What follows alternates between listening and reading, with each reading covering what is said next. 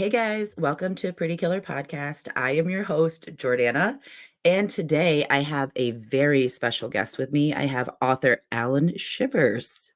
Well, thank you. Thanks for having me, Hi, Jordan. I really Alan. appreciate it and excited to talk to you. Of course, I'm glad that we got to connect. Everyone that's listening obviously doesn't know this, but Alan and I just sat and talked for a good half an hour before we hit the record button. So, very excited to sit down and pick your brain and chat with you today about your book that is Mhm, out and your books to come. Why don't you just tell us a little bit about yourself? mhm. Um, Little quick intro to Alan so everyone knows who you are. A little quick intro. I'm from Belgium. Yes. I'm from Brussels, the capital of the EU. Yes. Alan Shivers is my pen name. It's not my real name because I think my first language is Dutch, and a lot of people probably wouldn't be able to pronounce it. And I thought it gives it a little bit more of a campy slasher vibe. I love it. Um, Besides writing, I'm also a teacher. I teach English and Dutch here in Brussels. I've got, as you've Nice. seen before, a little Romanian stray doggo that's part of my inner circle. She might pop up at Yes, some points. And she's other so than that, cute. other than that, things that matter to me are mental health awareness. Things like Yes. meditation is a daily thing for me. Love for Mhm. architecture, languages. Those are kind of the main things that I matter love in life that. for me. It's true, and mental health. I'm glad that you brought up mental health awareness because mental health awareness is something that is super important to me. It's not taboo. I don't think Hmm. it's ever been taboo. If you ask me honestly, I think that for all of time, people should reach out. If not even if you're struggling, just to have someone to talk to. Hmm. The Yeah, human mind, absolutely. you know what I mean? Like goes through so many emotions and process so much events that happen in our lives. And I think mental health needs to be very much at the top of what we need to be concerned about. And we need more mental health workers. Absolutely. I'm glad. Yeah, glad you bring that up as well, because it can be very isolating when you're dealing with any sort of, be it anxiety or any type of mental health disorder, and that Yeah. kind of made its way into my books as well in a very, I don't know, indirect way, I suppose, that I didn't even see coming beforehand. So yeah. It's good to include it, I think, because I think a Mhm. lot of people can relate to it because the book is titled a young adult novel, correct? Young adult slasher. Yeah. Yeah, but for me, it was just I feel like it brings you back. It's like a time warp in a sense because I'm 37. And Shame. No shame. yeah, no shame. It's how you act. It's how you Exactly. carry yourself. Brush that But off. Come on now. yeah, 37, what? 27. And reading the book, it's just nice to like kind of go back and know that like I could have, reached out and I could have when I was younger and when I was teen having issues, I probably should have Hmm. um reached out and got some sort of help. But anytime that you do it is great. So Yeah, I think so too. It's like it's scary being vulnerable, but it pays off if it could help even one person, right? So. yeah, and I feel like talking to people too. It's nice that we have the ability to be together today and to talk Hmm. because I feel like even just connecting with someone and having a 30-minute conversation, it can make your day better by 1,000. Absolutely, yeah. Bring on that good energy. Yes, I feel it's flowing today with us. Yeah, there you go. So let's flow the good energy into you letting the audience know a little bit about your book because we're going to dive into that afterwards, but just kind of, the premise of the book and Hmm. all that good stuff. Yeah. So of course, as a good author, I've got my book right here. This Yes, is I love it. Europea Halls. That's the debut. It's part of a trilogy. So the premises would be there's a six European girls from around Europe that go to Brussels to a prestigious boarding school, which is kind of elitist in a way, and they're slowly, well, not slowly, being stalked by a serial killer, following a certain pattern with lots of twists and turns. And for me personally, it was my big homage to 90s slashers. So there's a lot of I Know What You Did Last Summer, urban Yes. legend setting wise, I guess, Scream when it comes to the opening scene, perhaps. Oh, yes. A bit of Cherry Falls, a bit of Valentine, early 2000s, perhaps in there too. Love that. So yeah, it wasn't the intention when I started to actually publish it, but it kind of grew very organically that people seemed to enjoy it, and Oh, yeah. Yeah, it came from a very selfish place of I just want to write something for myself because I miss a good chase scene. I miss Yes. good 90s chase scenes, Yes, and that's why even my pen name Alan Shivers comes from Helen Shivers from I Know What You Did Last Summer. Good old I Sarah love it. Michelle Gellar. Oh, Because of we like love that. a Helen Shivers here. Oh yes, justice for Helen. Yes. So I wanted to bring that kind of slasher scene, chase scene vibe into the novel. So that is kind of the main premise for me. You can feel that. I mean, just from the first couple pages, you can feel what you were doing and very Scream-like, and I love that you can feel the love that you have for the 90s slashers in this Hmm. book, and coming from a huge particularly that 90s era, and like you said, into the 2000s with, like, Valentine and Cherry Falls. I have yet to see Cherry Falls, I will admit that, Yeah, but the I heard editing, but that wasn't their fault. So yeah. I heard it was really, really good, and I love Hmm. as much as Valentine is divisive and people, like, either love it or they hate it, I truly love it. I love The Mask. I think The Mask is an Hmm. underrated slasher mask, if you ask me. Yeah, I agree. It's a good Yep. one. Some good skill scenes, a very original kill scenes with the jacuzzi scene, I love that one. that opening scene too in the morgue. That was proper. Whew, good way Yes, to I love start. it. Yes, and Yeah. they need to go back to, um, 90s slashers and even, like, the newer Screams. Have you watched those? Absolutely, yeah, yeah. I'm a massive Scream. Any kind of slasher franchise, I'm definitely geeky about. Yes. What are your thoughts on 5 and 6? So for me, okay, being brutally honest, I was very excited for 5. Like the Hmm. return of the Scream franchise in like the newer times, I was so pumped for it. After watching it, I was extremely sad because Yeah. I didn't really enjoy it. I think that I was so invested in the previous characters, and I know Hmm. that stories have to evolve. I know that's like, what's supposed to happen because it can't Hmm. always be centered around Sydney, but I didn't find myself really invested in Tara and Sam in Hmm. 5. So with that being said, though, I was very vocal about I'm not going to see 6. I was so unhappy with Dewey. Yeah, Spoiler. and We'll give also that spoiler. Nev not being paid what she should have been paid for 6, right? That That is was that really aggravates me, to be fair. Yeah. same, and it's very sad because like she said, and I don't think that she was being, boastful about it, and I don't think that she was being conceited, Mhm. saying, "I've carried this franchise for 25 years, so I would assume that they would pay me what" Accordingly, right? Yeah. right, and if it was a male, Mm-mm. Yeah, I feel like absolutely. that the money would have been shown, but so with that being said, 6, I really enjoyed 6 because I feel Hmm. like we got to know this be a little bit more invested in Sam and Tara. I mean, Hmm. mainly it's Sam, but the chase scenes is what really brought me back because I feel like 6 executed chase scenes just like 1, 2, 3. Yeah, I agree with that. That ladder scene, no spoilers, right? The ladder scene and then the Gale scene, that was like, Yeah. okay, this feels more 90s finally, because I did miss that in 5 too. A lot of the kills Mhm. were just very abrupt and shocking, which Yeah, is what a lot of horror is nowadays, in a for positive the way shock too. value. Yeah. Yeah, but then a slasher, for me personally, needs a good chase scene. Think of like Prom Night in the 80s, that was 8 or 9 minutes, wasn't it, that scene? Yes. So, Oh, I'm so glad that you brought up that scene because Prom Night is, like, one of my faves. I love Terror Train, like, those I feel like those mhm. slashers are completely underrated and not talked about as enough, so I'm glad that you brought those up. But, Yeah, yeah, the yeah.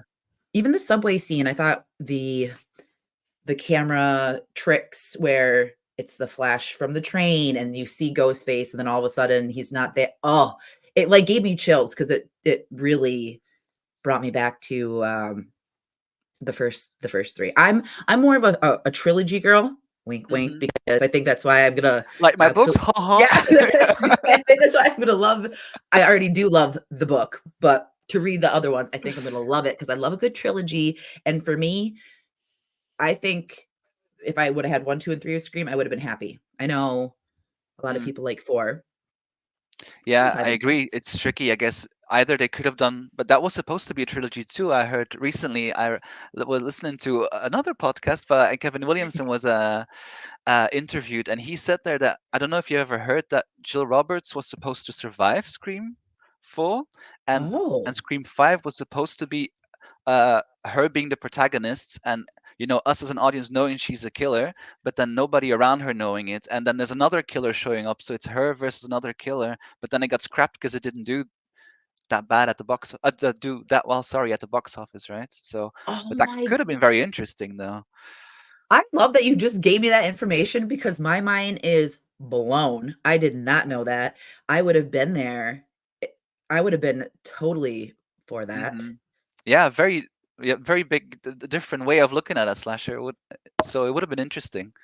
Yeah, definitely. And I feel like now that you say that, there's specks of some sort of connection to that with Six, how they did the opening scene and how we kind of got what was Ah. going on. You know what I mean? Hmm. And then how it turned into I hadn't that. even thought of that. It's true because I don't think Kevin Williamson didn't write that one, I think, but he was executive producer or something, wasn't he? So, Yes. So maybe like they had a uh, sprinkle of like his mhm, inspiration mhm. on that. But I have to look that up. I'm so happy that you told me that because I had no idea. There you That's go. all. Little scoop from Geek Alert over here. So We're here for it. I love it. there you go. So look, we already kind of like touched on it. So inspiration for the book was pretty much your love for the 90s slashers. Now, when did you like so you weren't really into horror or were you growing up? Did you get Oh, were you always. I was always yes. a massive fan. It was even to the point where when I was the first one, I was always watching Buffy at my aunt's place because my parents didn't allow me to watch it. So in the evening, I Yes. was like, "Doop, doop, doop," go off to my aunt's. Yep. Um, and then I really wanted to watch I Know What You Did Last Summer. My parents didn't allow me. In retrospect, I understand I was quite young. And it was to the point where I used to print off screenshots of the film and make my own book, thinking I wasn't sure what the film would be like, but I made up my own story. And I then when I love actually watched it, yeah, I watched it years later and it was completely different, obviously, because you always imagine things differently. So I've always been into writing and creating, and I was even writing comic books when I was like 10 or 11, always with women being chased by monsters or killers. So it was always yes. part of me, I guess. It Yeah. was embedded in your DNA. Like you were born to just create and write and have your own take on slashers. I love that. Yeah, I Do you suppose still so. Yeah. do you still have, like, the comics that you did or any of, like, those pieces? I do. Yeah. They're horrible. They're atrocious. The dialogue as well. Oh Lord. Yeah. I love For some it. reason, they're all like really skimpily dressed, and I'm a gay man, but for some reason, I was like, yes, girl, you do you. Oh, with 'Cause these you massive know heels. Yeah, I guess. yeah, 'cause, like, I feel like it's kinda like take because I don't know if you've interacted with Mark from Mark Loves Horror, correct? Hmm. He, is also gay, but he is like he wants to be well, he doesn't wanna be the final girl, he wants to be the girl that gets killed in the movies, and he's like, "I'm just The it's a third dream." girl. Yep, to be killed naked, and I'm like he's like, "I just envision myself in, like, this outfit, and then I envision myself somehow being naked and being killed." I'm like, "Yes, Mark, do it." You do you. I'll just snap for that. Go on. Yes, I love it. Well, that's great. What were some of, like when you finally were able to watch horror, what were some horror movies that kinda, like, stuck in your mind that you were just like that are kind of embedded in your brain? I think it was definitely the like late 90s. So I might be repeating myself here, but it would have been I Know What You Did Last Summer. It's a big one. The Yeah. Faculty, even though it was a more Yes. sci-fi horror, I guess. Mhm. Um, anything that Kevin Williamson wrote, I was a massive fan of. Were Yeah. there other? I've always been more into slasher. I'm very niche with what I do in my interest field anyway. I'm very into architecture. I'm very into slasher, but I'm Yep. not necessarily into like paranormal. Then, for example, I'm open to it, but I'm Right. not that much a fan of it. So Yep. yeah, I guess it's always been slashers for me.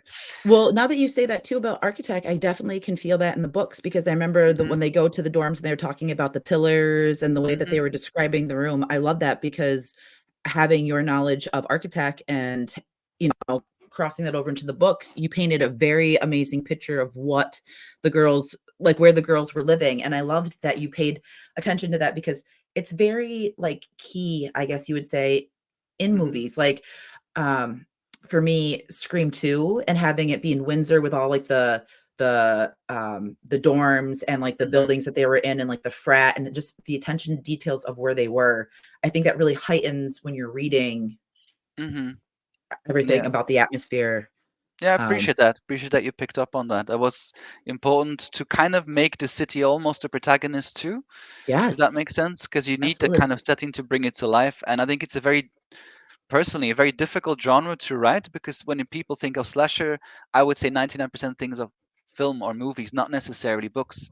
So it is difficult to write a chase scene and make it feel like you're still in there and not just Yes. reading it solemnly, Yep. going And, like, kumbaya having it whilst you're reading it. Yeah. yeah, because I was very stressed out at some of the chase scenes and some of the situations that the girls were in, Hmm. and I love that watching a movie because you wanna have that white knuckle, Hmm. like, you wanna look away, but you wanna see everything that's happening, you wanna see where Yeah. the killer's at, that cat and Hmm. mouse type of deal, so I love that that was, heavily described in the book because it definitely set the tone and the atmosphere. Thank you. Appreciate You're you being so welcome. kind to me today. Well, I just have to, like I stand behind the things that I love and enjoy, and I'm Hmm. very, when I love something, I talk about it a lot, and it's just it's great, and it's been so nice to get that feel of the '90s every night that I would read because we Hmm. just started watching, like, my niece came down and she's never seen I know what she did last summer, so, Oh, nice. my sister and You're like, I my here's my sister-in-law chance. Yeah. yeah, we're like, "Wait, what?" She's like, "Yeah, I've never seen it," and then we sat there for a minute and almost instinctively at the same time, we're like, "Did you see The Faculty?" And she's like, "No," so we're pushing all of our '90s horrors on her, and she ended up loving them. So I think it's becoming kind of a core, as the teenagers call it nowadays, right? Because I teach teenagers as well, that the oh, 90s is very much back in, even fashion wise. I'm like, I yeah. dressed like that when I was 13, 14. I'm actually getting old crap. So anything 90s aesthetics wise is kind of coming back now. And I think horror wise, I think Scream did help with that because the 5 and 6 now kids start going back watching the first ones, going, oh, that's so retro and cool. And for us, it's just, it ain't retro. That was 5 years ago. I know in my mind, I'm like, "This was not that long ago. What are you talking I about?" Then know. I look back and I'm like, "Oh my god," like we talked earlier, whenever I have to enter my age for something online, I'm Mm. scrolling like 5 scrolls. I'm like, Just "Oh, keep on no." scrolling. Exactly.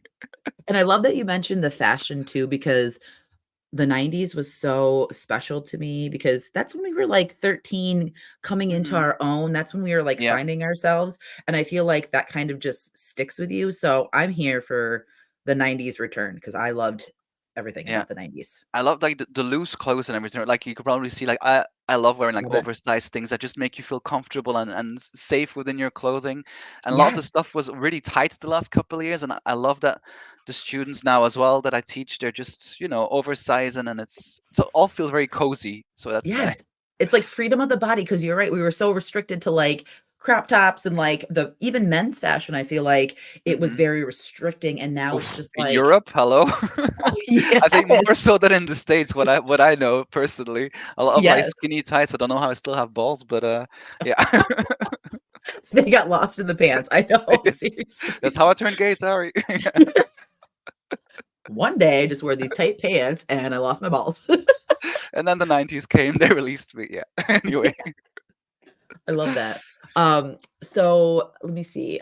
Okay, and so now the fun part, the writing process for the book. Now, I love to hear this because I've never really spoken to an author, so I'd love to Oh, know okay. Ooh, what a that process. privilege. Yes, I'm so excited.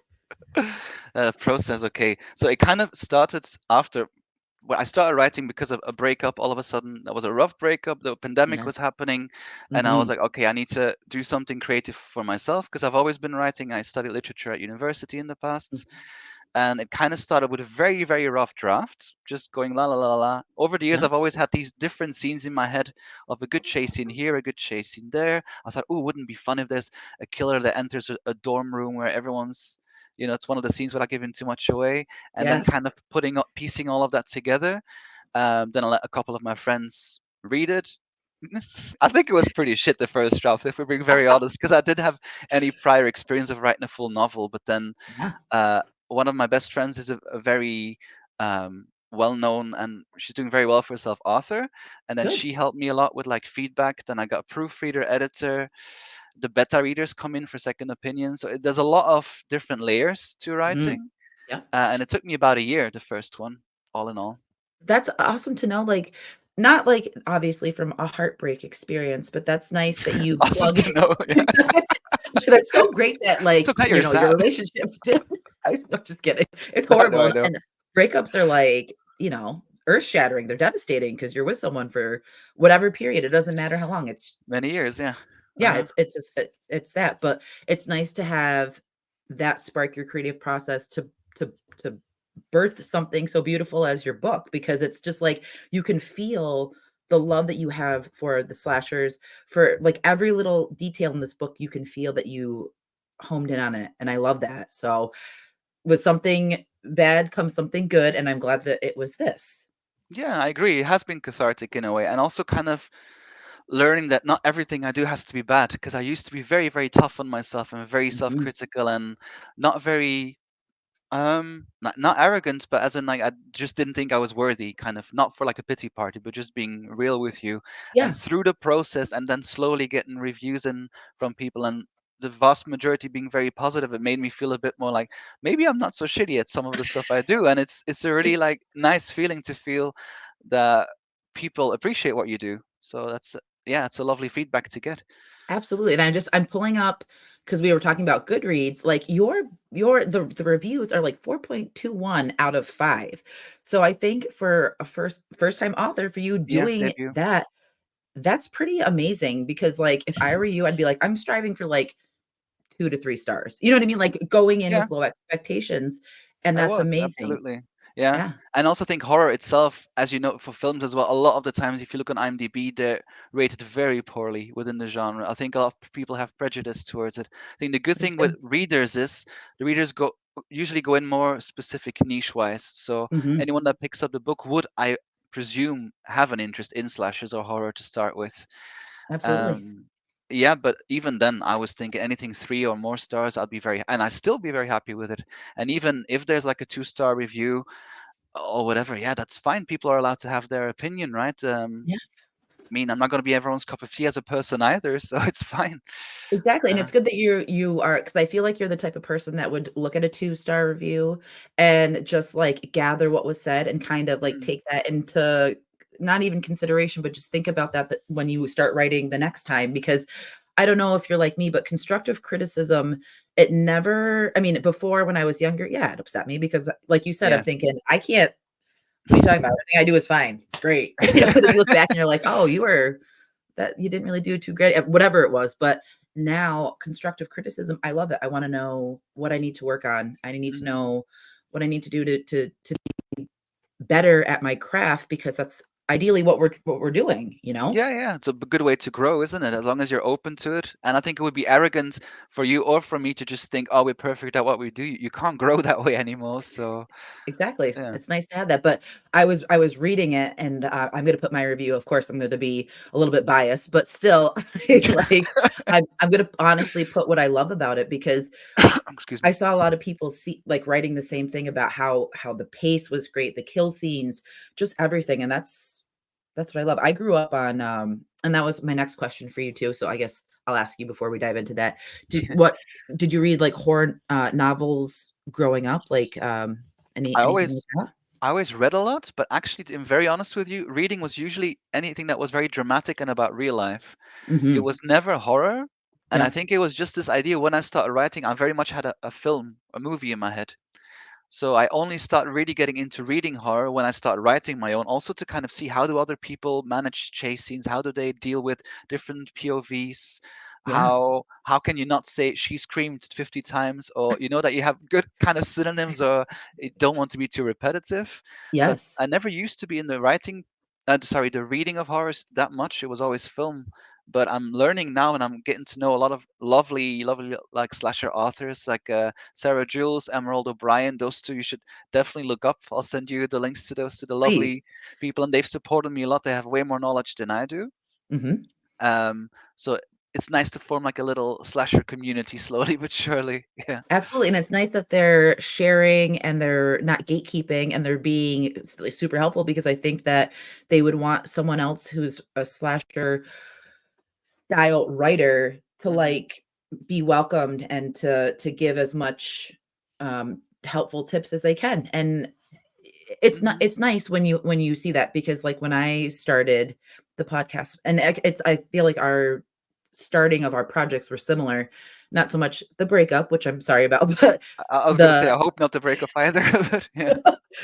I mean, if you did, we're still living together and I didn't take the hint. So, but Get out of there. yeah, what are we doing?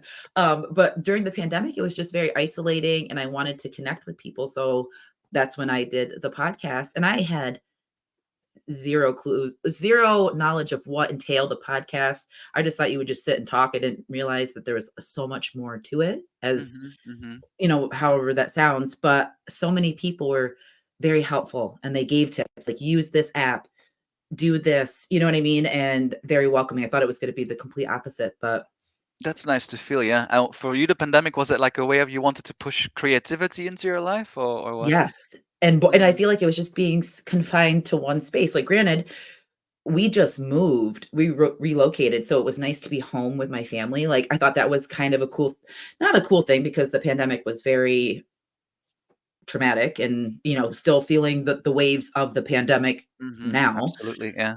But it was very nice for me to spend that time with my family, but also get time to like know what I wanted to do, to Mhm. home in on what project I wanted to work on. And here we are. And There that you brought us, go. look at this, like And they brought you us writing. together from Yes, I'm the so States to happy. Belgium. Who would have thought, Yes. right? A couple of years ago, so Worldwide yeah. International Slasher Club. Hashtag Pitbull, what? Yeah.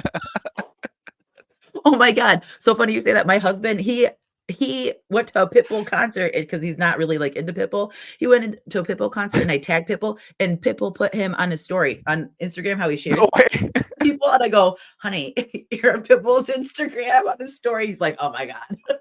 Mr. Worldwide made it. Yeah, that's what happens when you move to New York State, right? Absolutely. And he's bald like Pitbull. So I'm like, he probably thought it was like a lookalike. Oh, there you go. Like my biggest fan. I That's love funny. that. So now kind of jumping from books Yeah, to horror movies because I have to pick your brain about horror because I absolutely love it. pick But away. why don't yes, pick.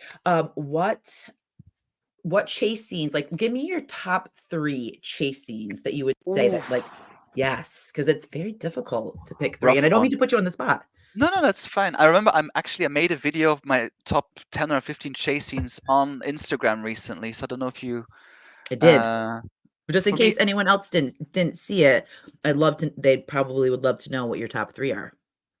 but I forgot. Well, I'm definitely, I mean, Helen Shivers, Sarah Michelle Gellar, I know what you did last summer is my Oh, default yes. number one. I Mhm. forgot what I put for 2 and 3 now, to be honest. I think Tara from Urban Legend probably in the recording studio. That's a really good one too. The radio station, yes. Radio station one. I love that people are actually listening to her, not realizing that was her. And a bit of that Mhm. uh, got into my sequel Oh, of that scene. Not the same. I didn't copy paste, of course, but there was a bit of influence from the "is this real? Is this not real?" that kind of vibe. I love that. Um, and then a third one. Oh, there's so many good ones. The prom night one is amazing. It is very, Yes. very underrated because it was paced very, very well. Mhm. Um, I don't know. Have you watched how's it called in English? The Killer Movie Book Club? I think it is. It's a Spanish one, a very Oh, I did recent not. one on Netflix. Okay, Mm-mm. in all fairness, it's not the best slasher out there, but it really goes back to 90s and has amazing, amazing chase scenes. It's really Yes. good for its chase scenes. There was one in the video where this girl who was chased in a big like veranda somewhere in like Ooh. botanical garden in the middle of the day, so that was quite different. Oh, I love day chase scenes. I love when it's Hmm. not like a CC Cooper from Scream 2 where it's at Yeah, yeah. nighttime. Hmm. Granted, that is an amazing chase scene. It's one of my Yeah, that was in faves. there too, I think, in my Yeah. top. Yeah. Gale You Weathers as well in Scream 2, again the radio station-ish kind of, you know what I mean? That's my favorite chase scene. That's my number Yeah. 1 from the '90s because I love the shots where it's the pillars and Hmm. she's running to one and he's on the other, and it's just that Oh, the way it's continual filmed. motion. Oof, good. Yeah, Yes. yeah. The And then tension. I don't know about you, but when I saw Scream 2 in the theaters, 'cause I dating myself, I think I was in 8th grade when it came out. What would that be? Sorry, that's like Um, we don't do the grades. How old would oh my you god would have been? oh my god, it came out in what, '98, so I would've been 12. Yeah. Oh, you snuck in, didn't you? Because that Oh, was well, my mom was, like, okay with some movies, like, I pestered her to watch Scream, and she was yeah, yeah. like, Fine, because she already watched it. She's like, "All right, okay." And I Yeah. watched it in the daytime setting, just like this, like at the back of her where she worked on a little compact TV with the VCR attached Great. to it. Yeah. I know. They're gonna be like, "Why are these fossils talking? Like, why are these old people talking about this?" So I like Just put it in. entertain ourselves. Yeah. So, I put it in and like the opening scene, I had to stop. I stopped before Casey got killed because I was fucking terrified. And it was mm, like it is now, windows open, the sun was coming, like, and I know that there's no ghost face really, but that scene scared the shit out of me. oof, yeah, that's stuck with. Yeah. So effective. But then when we went and saw Scream 2 in the theaters, so, I'm already like white knuckling, can't breathe that this was happening, like that scene was happening. And then when we thought Dewey got killed, I cried. I was Mm. so upset. Oh yeah, yeah. Within the Gale weather scene, you mean? Yeah. I mean, Yeah. every single film I thought he would have. You know, Well, finally, yeah, I mean, not finally, because I love Dewey, and I think that was horrible that he died. But and that again, way too. Oof. Hmm. yeah, they killed Randy into, and There's that's my like a poppers, death. by the way, people. Yes, the Sorry. puppers and their story is the most beautiful story. We'll talk about it in a minute, and I have to add it Sorry in to because interrupt. I just saw her pop up she before was like right up, and she was in the frame. I loved it. right here. She's like, "This is my moment." No, sorry. Go on. Go on. You're saying about Dewey. No, Randy. His death like caught me by surprise because I didn't think they were gonna kill off such an amazing Hmm. lead character, and he was my favorite because I definitely, think I resonated with him the most, like, just the horror knowledge, the nerdiness, Yeah, yeah. all of it. I loved Randy, Same. so yeah, Yeah, so when he yeah. got killed, I was like, "No!" Like, that traumatized me. I was, like, in the theater, again, tears, and then when they killed, well, quote, unquote, when they Supposedly, yeah, yeah. all that happened, I remember I sat there, I'm like, "I can't take this, they're killing everyone in the cast." I was like, "This is so How is there gonna be a devastating." trilogy? Yeah. And what is your favorite chasing of the 2000s? I'm curious. Oh my goodness. Let's see. 2000s. What did we get in 2000s? Okay, we said A Valentine. lot of remakes, but yeah, in A slasher world, ton, I mean, a yeah. ton of remakes. Let me hang on. Now that I'm on the spot because I'm drawing a blank, let me pick because I know there's 2000s. I felt like we kind of, I don't want to say we lost the slasher momentum. Um, It definitely wasn't popular at the time, was it? It goes through renaissances usually. I know. And then we had the resurgence in, for me, we talked about this a little bit earlier when it was just you and I chatting. For me, Terrifier 2 sparked that slasher Hmm. rejuvenation, and I felt like we were getting back to where we needed to be. Yeah, A lot and of people will probably disagree, but yeah, probably the Halloween newer trilogy too. David Gordon yes, Green bringing back slashers, and then the screams. yes. Yeah, the 2000s. What was there? I'm thinking as well now. You go So first. 2000 for me, because I just saw it, and I'm probably, well, I'm not going to change my mind because it's actually a really amazing movie. Is I love the chase scene in American Psycho with the chainsaw.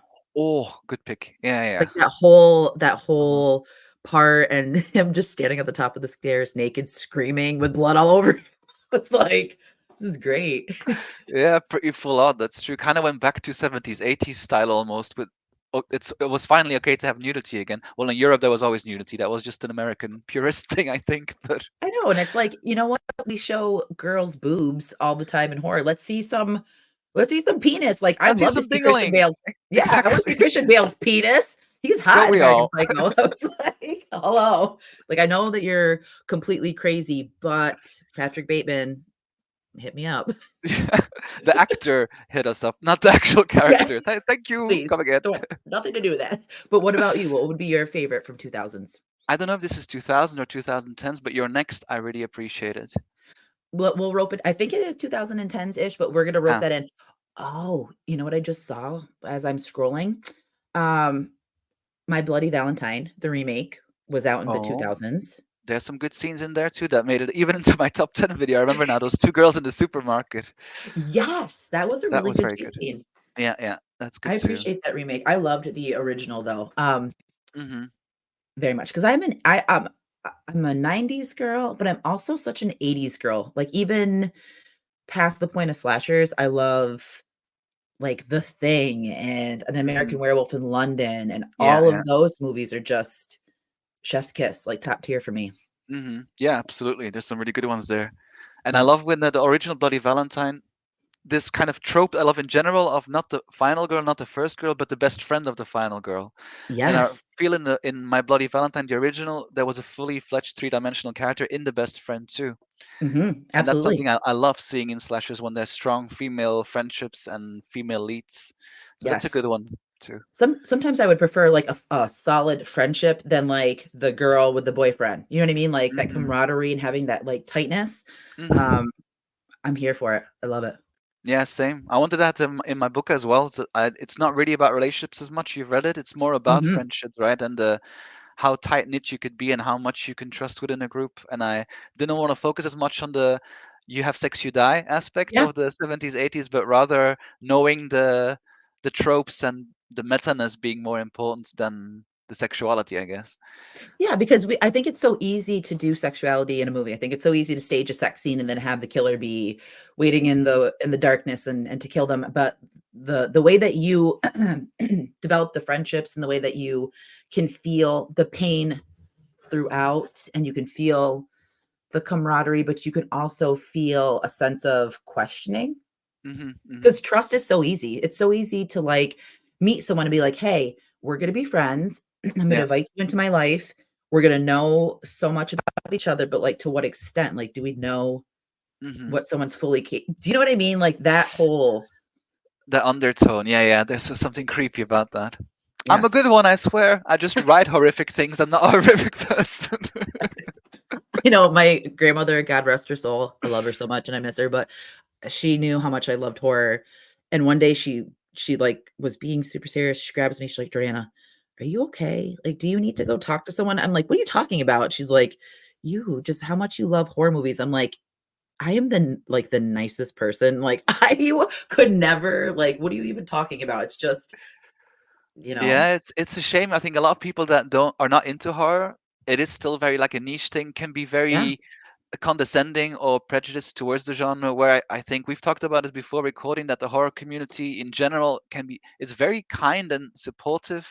And I yeah. think what I've noticed so far, I don't want to generalize, but from Mhm. the readers and from other people and from I think a lot of people have gone through maybe some sort of traumatic experiences in the past, and it feels a bit like a safety net where you can kind of project and let go of fears and anxieties within a film because you Yeah. know it's a safe frame, and you come Yeah. out of that film and you go, "Oof, that's out of my system," but it's Yes. it's in that screen, it's not in my life now. So there's Yeah. something very safe about horror, as contradictory as it sounds, I think. And you that's a very valid point, and too, like, a lot of people think that if you like horror, then you're crazy, you like to Hmm. see people d like, all that type of stuff, and it's so far from the truth, but it's also funny because, like, for me, horror was that comfort to me, like, Hmm. um, Ghostbusters, Beetlejuice, The Addams Family were, like, my stepping stones Hmm. into, We like got there. yeah, Yeah. slowly, then we get into, like, Michael and get into Jason and Hey, Micah's at the back. Yeah. yes, hello. Hello. The main like, I don't wanna say the main slasher because that's debatable. A lot of people say Black Christmas and well, Canadian or Psycho. yeah, yeah, uh-huh, You yeah. know, like, which Or one Peeping Tom. what's that one? Peeping Tom is kind Yeah, of seen people it. Yeah. yes. I like that you bring that up because a lot of people say that one too, and to me, like, this is what jump started my slasher love was Mhm. Halloween because Halloween scared the ever living shit out of me with the simplicity of him just stalking, Mhm. It's you always know? in the back, right? Like out of focus. Just watched Yeah. it last week again with my roommate. He hadn't watched any of the Halloweens yet, and he was also What? like really like freaked out by even if it's 78, it ages really well, I think. Absolutely. A lot of It's people theatrical almost. it is, and like you said, it does age very well, and you can see, like, the hints of Halloween throughout, but, like, obviously people's takes and how they change and how they mold it to Mhm. be something of their own, but and a lot of other people do say that Halloween's boring, it's slow, it's not a lot going on, but for me, I'm more of the impending doom, Mhm. the stalking, and also that it's a man that's just crazy. Like, that's all that we know. We don't know much about Mhm. Michael, but we just know that he's stalking Lori and her friends, and he's killing them in one night. That's Yeah. terrifying. It is. There's not. He doesn't say anything. We don't know. Is there a supernatural element or not? Yeah. with the songs being sung in the beginning about witches and covens and all that. So there's this thing of, is this a boogeyman or a person? Or yeah, to me it's scarier Yes. than a ghost face. As much as I love Scream, Mhm. I do have this thing like once the reveal is there, it almost switches genres into action, personally for Yes. me. And I love it. I love it. Don't get me wrong. But with Halloween up till the end, it's scary because it's still the mask and you have no idea what this is happening. You have literally blown my mind twice today. Like, you keep dropping these, like, amazing points that I never even really thought of until now, and holy shit, like, you're so right. Like, with Ghostface, it's slasher up until you see that it's a person and they take the mask Hmm. off, and it's, like you said, more action because look at the Yeah. destruction that was just done. But then you have Halloween and you have Friday the 13th and you have all these Hmm. other ones where it's like it continues to be slasher because the mask never comes off. Hmm. I love that. I love I that. almost feel smart. You are Just about. smart. That's so great. That I'm clipping and I'm making this a teaser because that is just um, who is who was like, in your mind, who was your favorite, like, give me some of your favorite slashers. Like, who do you think really take that title and hold merit to it? Mr. Behind You there, Halloween, absolutely. Mhm. I've watched it. I must have watched it 20 times by now. Love it. Um, Second Friday the 13th, I love, and part three Mhm. as well. Yep. I don't know if you've heard of Cold Prey. It's a Scandinavian slasher from the 2000s, a trilogy. Oh, That's my no. favorite European one. Really, really good. It's set in the mountains in I think it's Sweden or Norway. I think Norway. Wow. Um, I think you would love that one if you love the 90s vibe. So Cold Prey, people who haven't watched it, check that one out for sure. I'm looking it up right now, and after we get done, if you don't mind sending so I have that because Absolutely. I Yeah. yes, I'd love to. Yeah, it's called Fritt Vilt in Norwegian or Swedish, I'm not sure now. That one, Your Next is a really nice slasher too, but it's more of a, yeah, I don't know if it's actually a slasher or how do you call it? Where they're hunted. It's a different subgenre. Like a Uh, revenge home, style? yeah, Home Invasion, I think it's called, right? A bit Yes. more. Yep. Yep. So that one's a good one. Yeah, I Know What You Did Last Summer has to be up there, of course. Do you like the Even sequel the of I Know sequel's okay. I still Yep. know it. I can live with it. It's campy. It's fun. Brandy brings a really good element to it. She's very good in it. Yes. Very good. Again, best friend of the final girl. So I always sympathize most for those Yep. characters. Third one, Inward Vom. The series Outward Vom. Have you watched the series or? I have not watched the series, and I did not watch the 3rd one. What is the I'll name of the always 3rd know one? what you did. I'll bloody always know what you did that summer. I'll never forget, and I'll always remember what you did. Yeah, basically you're fucked for life. Sorry. Yeah, instead of having a long name, we're just gonna say, "You're Fucked fucked." for life. Yeah, fucked for life. I love that. No, it was shot really badly. It was kind of this flashy MTV style that was happening at the time, Oh. where there were like a lot of overlit zooming in shots. Mhm. Yep. He became supernatural in the third one. All of a sudden, Ben, the Oh fisherman, my god. basically Ben Yes, Willett. yes. Ben Willis, yes. Yeah, and then the series started off really good. The first Yep. episode, the pilot, but then it got canceled after one season because of the, yeah, characters Yep. were good, but just they also wanted to make it too culty. I feel like a lot of recent stuff brings in cult elements in slashers, Mhm. definitely in slasher novels, and Yes. sometimes it works, but I feel it's a personal opinion, so don't hate on me. It's Nope. just overdone a little bit. So sometimes with a slasher, I just want a person, doesn't have to be a man or whatever, a Yep. person behind a mask that scares the living daylight out of you, and something very real about it not having to be supernatural or about a cult. Yes, and just Yeah. having it be a person and not having to Mhm, have an explanation or have it be supernatural or have it be prompted mhm. by other people. Exactly. Yeah.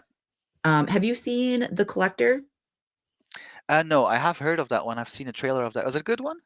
I personally love The Collector, and my husband just recently watched it for a first time, and he was floored. He loved it, and he's like, "This is so good." Like, when did or he's like, "Why don't they make movies like this anymore?" And we looked, and it was like 2007, I want to say, or like 2000. When was The Collector?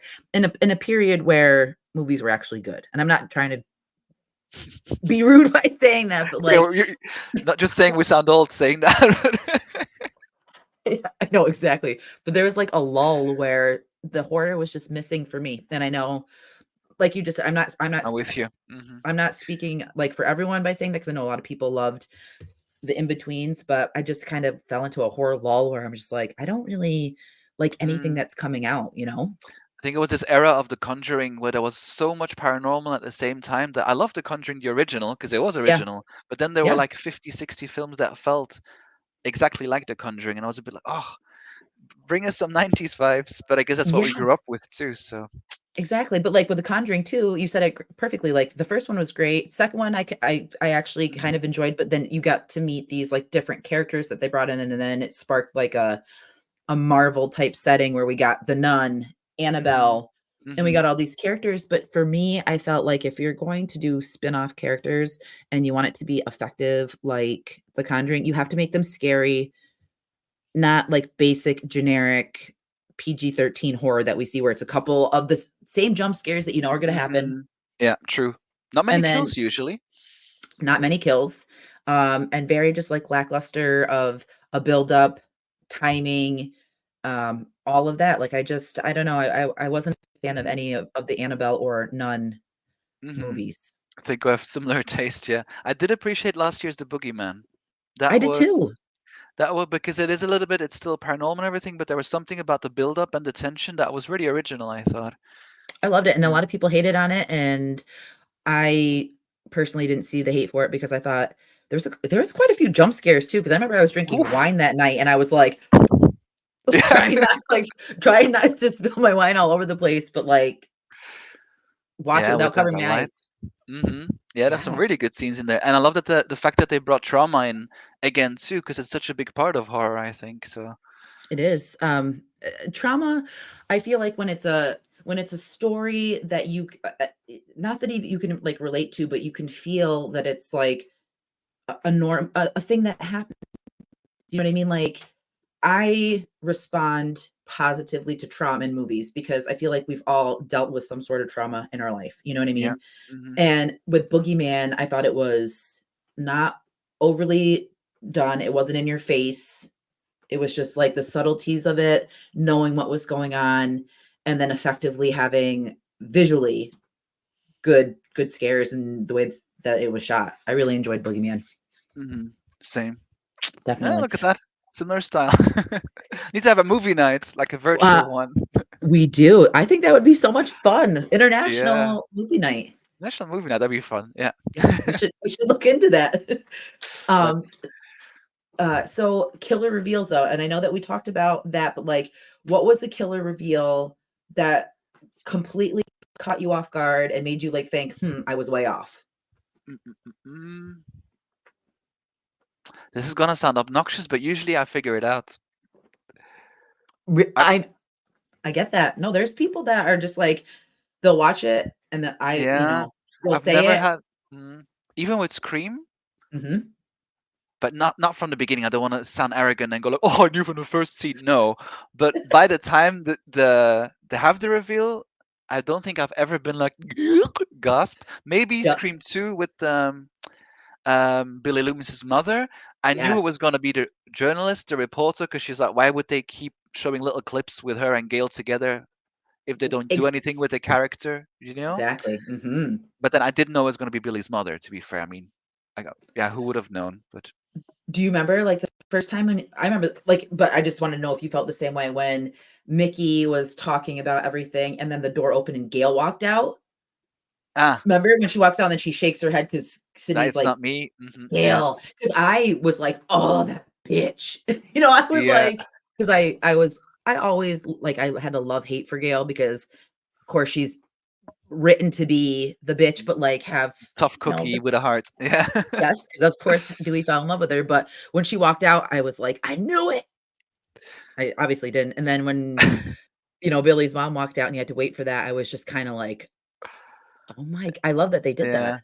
Yeah, that was clever. But yeah, I love that she like slowly like nodded her head like It could Hmm. have been good in Scream 2. Like if they would do it in from Scream 7, I think people would go ballistic if all of a sudden Gale's a killer. But I at that know. time it was only two films. It could have been yeah, it could have been a cool twist there. Yeah, and I feel like they tried to do that a lot in the Scream movies, but it was always debunked. Like in 2, it was supposed to be, and I don't know if you knew this, but it was supposed to be Hallie Mhm. and Derek were Mhm. the original killers, and then someone found out, I think, and they switched it to Billy's mom and There were leaked Mickey. scripts, weren't there, at the time for yeah. Yep, leaked, and Uh-huh. then Stu was supposed to be the killer in 3, and he was orchestrating everything from jail, and it was Mhm. Angelina and Angelina. Oh, yeah, yeah, the, fake Sydney, to put it that way. Yeah, yeah. yes, yes, and, who else was it in that one? But it's funny to me, like, thinking in retrospect, back in the day, technology wasn't as advanced, obviously, as it is now, but, like, how did who leaked it? Like, how did it get out? Like, No, there was no Reddit at the time, was there? So, there wasn't, and I wonder, like, yeah. I not God rest his soul, Wes Craven, one of the best horror directors, period, but, Mhm. like, eh, I would love to see his reaction because something tells me that he would have been super angry, but, like, "Alright, let's do this," and then he comes up with something brilliant because that's, like, how his mind works. Yeah, I agree. What was your biggest, like, shock of a reveal? I'm curious of yours too. I don't It's think gonna I sound really had one, so go for yours. it's kind of cliche to say it, but, I was really taken back by Roman in 3? Wait, 3. 3, yeah. Yep, Mhm. yeah, in 3, and I am one of the, like, 25 people that really liked Roman and liked the story direction that they took with that, because I felt like that was Nev Campbell's strongest, um, take on Sydney. Like, we got to see a vulnerable side of her, we got to see her Mhm. cry and actually see emotion, because you know how she was such a tough cookie, like you said, in like Gale style, but Yeah. obviously, the final girl in 1 and 2, we got to see a softer side of her, and I love that it was her quote unquote brother, half Mhm. brother, Mhm. and I like that story. Mhm. I know it's controversial because a lot of people are like, "Oh, it takes away from one and it kind of discredits Billy and Stu," but I don't see No, it I that way. no, I think they had to do something to wrap up the trilogy in a good way that's all encompassing, right? So, and I think a Yeah, lot of people shit on Scream 3, but I really, really enjoyed that one because there's the campiness of it is just so fun. Like, yeah. Jennifer Jolie, is that how you pronounce the? She's oh, she's Is so she great in that what's one. her name? Is she Like, um Gail's Gales? Yes. the fake Gail, to put it that way. She's The she's second Gale. so good. Yeah, yeah, exactly. She brought so much to that movie. I loved her. Uh-huh. And I did love the campiness. I did not like, though, I love Cotton Weary, and I am really sad that they killed him in the opening scene. Mhm.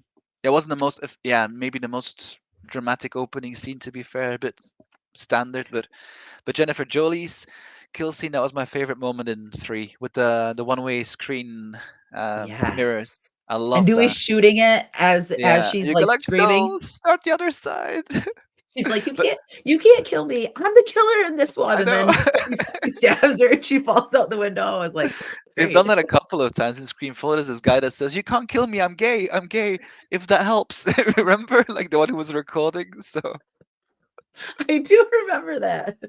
yeah, what would you resort to the last moment, right? You would try to think, how can I get out of this? So, I would think of every way possible. I'd be like, "I have a dog. I have a kid. I know. Please, I pooped my pants." I don't know. I would say something. But, like, 4, what are your thoughts on 4? Like, did you enjoy 4? I enjoyed it, definitely. I mean, looking back at it now, it's definitely one of those overlit, glossy, like visual. And me, maybe not the strongest, but I love the meta-ness of the opening scene. That it was really not taking itself too seriously and showing 3 layers. Yes. I mean, that was very smart, I thought. Yep. Then Marnie, I think her name was, like the one of the 3 friends, the one who ended up dying first. The killer Yeah. wasn't in her closet, not the other one. That was a really good scene. That's, like, the Uh, most brutal kill out of the franchise, I'd have to say, 'cause the blood and the gore. Yeah, yeah, and then Neff sees it. Well, Sydney sees her, and the intestines are like laying out there. Yes. Woof. Maybe it I didn't know. have that many chase scenes that I can remember. Are there, like, not proper ones? I think, but I wasn't, like, a huge fan of 4. I lo the Mhm. opening, the meta-ness of it, how many times and then when is it gonna be real? Uh-huh. Um, I don't know what it was about it, but, like, I wasn't such a big Kirby fan because I know that Mhm. she was kind of like, the Randy version, like the Yeah, female yeah. version, but she didn't really, like, captivate me like Randy did. I don't know, there's just something Mhm. about Jamie Kennedy's performance as Randy that added to the goofiness to, like, you really believing, like, that he was this nerdy type person, but, like, Working in the video store. yeah, Yeah. working at the video store, in love with Sid. Like, I really wish that they would have gotten together at some point in the franchise because I would love to see, like, a development of a relationship with I even say Dewey sometimes, and people are like, "Ew, that's gross." They're like brother and sister, but I feel like Sydney and Drew. Yeah, yeah, yeah, yeah. I could there's some see sort of that. chemistry between it. Yeah. Even with Randy could have been fun, more like heartbreaking if Randy and Nev Sydney ended up being a couple in the second, and then he still ended up being killed. Like that, he Yes. finally gets the girl, they kiss, and then bang in that, in the van. That would Yeah. have been good too. Yeah. That would have been, like, soul Breaking, but crushing. good. Yeah, exactly. Yes, He I had his completely agree. moment. Yeah. That's what I wanted for him. I'm like, "Just let him be with Sydney." Like, Derek and her make out in front of him in 2, and he's just like, "Get a room," like, Exactly. Yeah. just dig that knife in a little bit deeper, and Twist it a bit more. There you go. then she does. Um, but okay, so we kinda touched on, like, a lot of the Scream franchise, and it doesn't obviously have to be from the Scream franchise, but who are, like, some of your favorite final girls, final boys from horror movies? I have to think for a sec. Sorry. Mhm. Uh, Take your uh, time. uh. So final girls. It's hard because you Oh, get so many final girls, you get so many, like, yeah. takes on it, and, for me, like, final Yeah, you girls go first so I can listen no, and think at the same time. you're good. Final girls for me, I love Jamie Lee Curtis as Laurie in 1 and 2. Hmm. Um, I really enjoyed her in 2008 because I liked seeing a side of Laurie where she was ready to kick some Michael Myers ass, yep, and just, like, seeing how badass she was. Granted, it stemmed from trauma, and that's sad Hmm. because I kinda like that not to derail, and I hope that I'm not interfering with you thinking about your final girl or boy, but, No, no, I like listening to your opinion first anyway. So. okay. I really enjoyed that they showed what trauma would really be like. I mean, I know we all handle trauma different, so I'm not speaking in a but just her in particular over the course of time, over 40 years, like what would come of having an experience like that, like almost getting butchered by someone as, Mhm. intense as Michael Myers and seeing her with the guns, but then having the moment where she's in the car crying and When she like the sees him moment passing. Yeah, yeah, yeah. yeah, and when she's like remember the dinner scene where she goes and she kinda, like, interrupts dinner, and then she leaves, and she's by the highway, and Allison comes out to comfort her. I cried Hmm. at that part because, A, I was so floored that we had a Halloween movie again. Uh-huh. I With was all with for it. Jamie Lee Curtis. Yeah. Yes, and Uh, I liked 2008 teens Halloween. The other 2 in the trilogy, not so much. not as much. Yeah. I Not like as the much. fact that they not used that they touched upon intergenerational trauma too. That it wasn't just trauma, but also how it affected Karen and Allison, right? The Yeah, the granddaughter. yeah, So that was really cool. That hasn't really been done in slashers up to that point. Not that I'm aware of, maybe, but it's you're the right, first it time I won't. saw like 3 generations of trauma. I was like, whoa, actually, that's really an interesting take. Yeah. Um, so I guess Laurie Strode for me too would be one of them. Sydney, of course, and I don't want to sound like a, a cliche, but even as an actress, whenever I see an interview of her, I go like, she's such a lovely human being, like so down to earth, very, yeah. You just want to have like a Humble. little drink with her and give it a little, come on, kumbaya moment. Yes. So Yes, because Sydney, we yeah, grew up with her. yeah. But like I said before, I usually end up sympathizing more with the best friend of a final girl because there's something more dramatic about it because you kind of know they're all also fully fledged characters, not Mhm. always, but then you Right. kind of go, oh, maybe this one will make it, maybe, and then oh, she doesn't, and that's the kind of Yes. like, so I attach more perhaps to that than Final Girls. Does that make And sense? It totally does, and I can see too in the way that you write with the book, with the building of the girls individually, Mhm. and, like, you're growing attached to them, like, I was talking about getting attached to the characters in, like, Scream, and when they meet their demise, if they meet their demise, if they don't meet their demise in the books, I'm not saying too much, but, we'll say that, at least one person dies. Um, Maybe a it's couple more. Yeah, yeah, exactly. maybe a lot more, but it's nice to have that development of connecting with the character, having some sort of relation to them as a character, and then when they Mhm. actually, you know, meet their doom, you're kinda just like, "Ah, damn it," because you're internally rooting for them. I'm really glad you felt like that because it is a rather short book for a first book, right? Because the Mhm. second one is quite a bit longer than the first, Good, and I'm here for yeah, and what I it. liked about writing the sequel was that I got to really play with trauma as well in a way that whoever did or didn't make it, but I don't want to give any spoilers, that you really Yeah, go in more depth and how it affects them. A little bit like in Halloween 2018, yeah, how it affects certain either friendships or family ties and things like this. And it hurt a lot more for me as a writer when it came to kill scenes in the second, because some of them I yeah, gotten either grown attached to or gotten attached to just from writing the second one. But there yeah. was one moment where I killed someone off and I had to stop for a day, go onto my balcony, have a cigarette, look at the city of Brussels and go, oh, this was hard.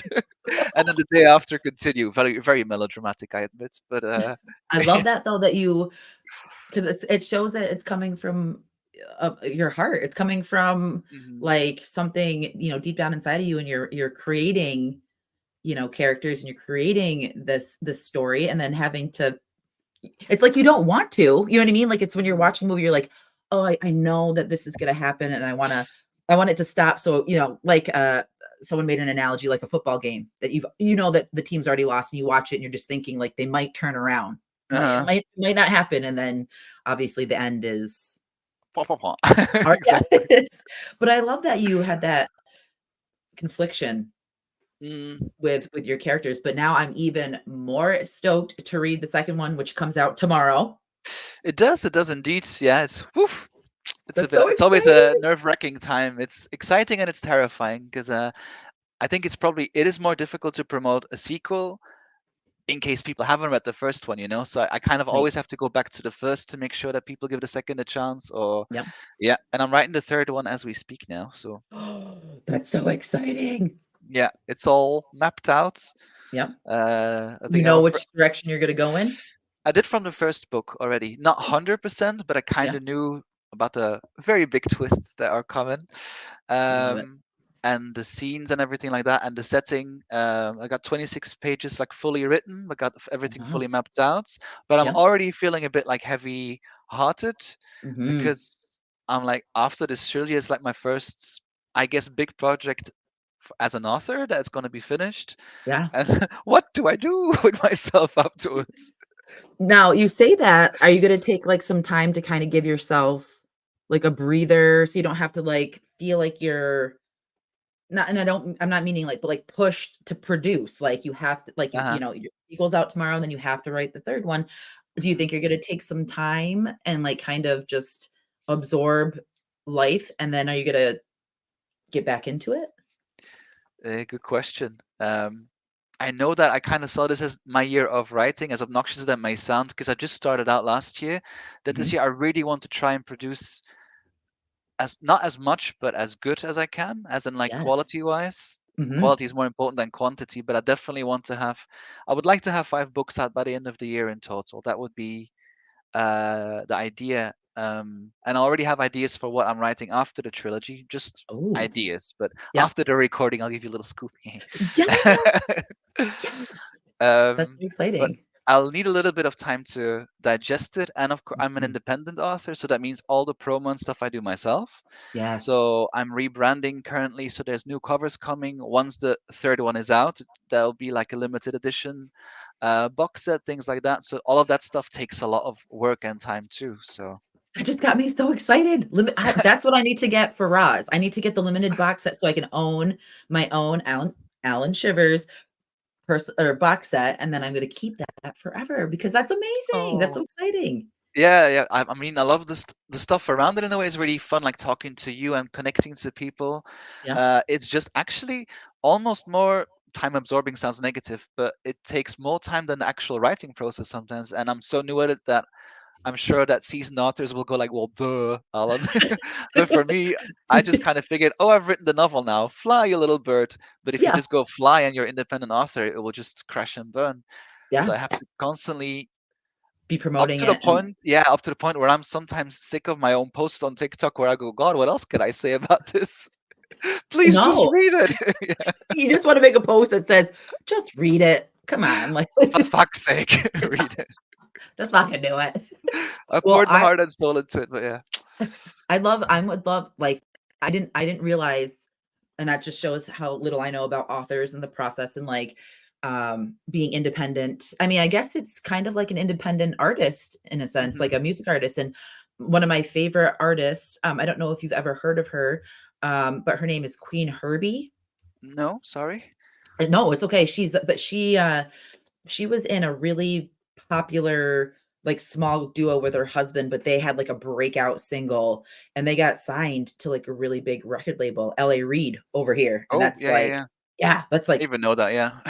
major, but she's very, like her creative process, she wanted it to be hers, and she where after she signed her name on the paper, it was like, "Well, you have to do this, and you have to produce this, and you can't have a song like this, you have to do it this way," and she was like, I want to be relieved of my contract. Hmm. And I guess like that was one of the biggest things to happen in the music industry because she did not want to be signed with LA Reid. So she got fired pretty much from it. And now she's an independent artist and she's Well, one of the most respect. amazing. Yes. And that's, Mhm. I was just connecting you two because she's so brilliant and she's so creative and artistic with her music and her promoting and who she is as an artist.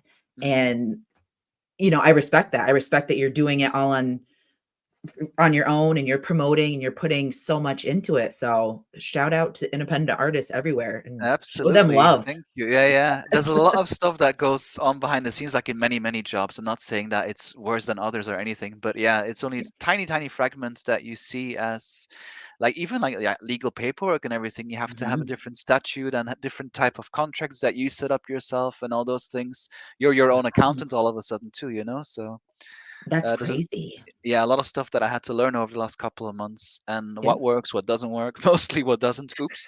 You have to set up your own Amazon ads, your own Facebook ads, all these kind of things. And I'm like, "Whoop." Wow, I did not realize that like uh, that you had to do all of that.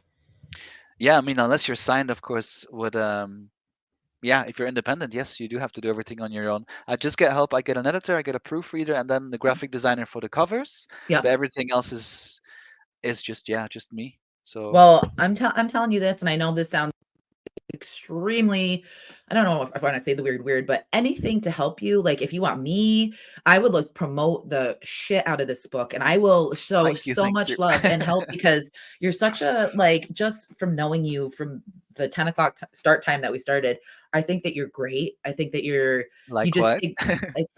thank you. I think you exude just this like positivity, great aura around you, and I want nothing but the best for you and your books. Your book is Chef's Kiss, and I want people to know that. I want people to read it. There's a lot of people that I know that follow me that love horror books, novels. So I'm going to be pushing the shit out of this book.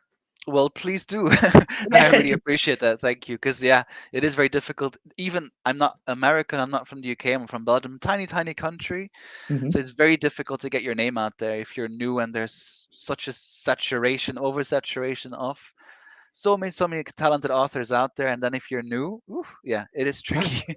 And then also too, and I'll say this while like we're on air, but I Mhm. have we have another show called or another show that I'm part of called the Core Four, and Mark I've loves seen that. horror. Yeah. Yep. Yeah. He I think you guys would get along great because he's a slut. He Helen Shivers is like his like loves Helen Shivers. So I think you guys would connect on that. There you Macabre go. Matt works for Macabre Daily, which is a horror source outlet. And Aubrey, he does his podcast and he is brilliant. So I would love to like set something up with you and to be on that show as well. I would love that, of course. I'm open to whatever you are thinking of. Yes. So very, very Great. grateful. Would be honored to have you on. So, because I know the guys would totally read the book and I know that they would give positive feedback, give you the feedback that you know, authentic feedback. Yeah, yeah. I'm very open to constructive criticism, right? The only way to learn. So Exactly. So we'll have to set that up. We'll definitely do that afterwards. And I'm really excited too for people to see your new cover art because I got a little sneak peek and it is like I want to frame it and put it on my wall. It's yeah, so good. I actually want to like blow it up as well and get like a poster somewhere in my bedroom. I was thinking, as cheesy as that may sound, but yeah, No, you need it to put feels it up in nice. your room and just show like what you did because you should be proud of it. There you go. And if I end up like meeting someone and they come over, I go like, look, Look at that. look What how is that? obnoxious I am. This is my work. I love it. I think a reminder of the love and the time and the blood, sweat, and tears that you put into it. I think it's Mhm. a healthy reminder and it's great to bask in your amazingness. So, It's your bloody glory, exactly. okay. So, with that being said, though, I think I could talk to you for pretty much hours if that was a Uh-huh. possibility. Same. But why don't you let everyone know like where they can find you, where they can find the book, your social medias, plug them, everything. Yeah. So I'm in Brussels, but I ain't gonna tell you where I live. But you can find me No. on Instagram or TikTok as Alan Shivers author. On Goodreads as well. I'm over there for Alan Shivers author. So book one is out. Book two is out tomorrow. So I guess by the time this airs, that will be out Yes. on any Amazon that you. I mean, it would be on the American Amazon, the UK Amazon. It's free on Kindle Unlimited. Yes. The ebook is out, the paperback's out, and then the rebranding that I'm currently doing is for both the ebook and the hardcover, which will be released in I think 1 or 2 weeks, depending when the Yay. graphic designer has the final chef's kiss. So yeah, Alan Shivers author, you'll find me that way. One L, Alan. Yes. One L. just not just putting that out there, because not Paul Allen like American Psycho, Allen. It's Alan. there we go. Exactly, that's the pen name. Yes. Well, and I'm gonna include your links, all your socials, where to find the books. I'm gonna Mhm. include that in the description, and we'll definitely plug that away. I just want to thank you for taking time to hang out with me and to chat horror. It was great. Nice and cozy, isn't it? It's nice It when is. you meet people that have this like similar way of growing up, even though we live miles away, with Yeah, the same kind of interests. It's really nice. Yeah. I know, and it's great to connect and to meet people that are we're like just alike, and it's so nice to know that's like international. And then I made a friend in Brussels. There you go. Always Yes. welcome. People come over to Brussels. Yes. My daughter would love that. She is like countries, like she knows so much about countries and like flags and stuff. And she was like blown away that we were talking. She's like, "What?" I'm like, "I know. Oh, Isn't that's that really great?" cute. Ask Yeah. her what she knows about Belgium. Let me know. I'm curious what has made it all the way to the States. What you would know about Belgium. I will ask her and then I will record it because she knows so like it's crazy. We played a flag game and I'm like, I know Canada, I know United States. Like, that's all I know. Represent. Yeah. But all right, guys. Well, I hope that you enjoyed listening to Alan and I discuss all things horror, all things slashers. Please follow him, buy his book, read his book, give him reviews. Look at that. Just being So very subtle perfect. here. Whoops. Look at Oops. that.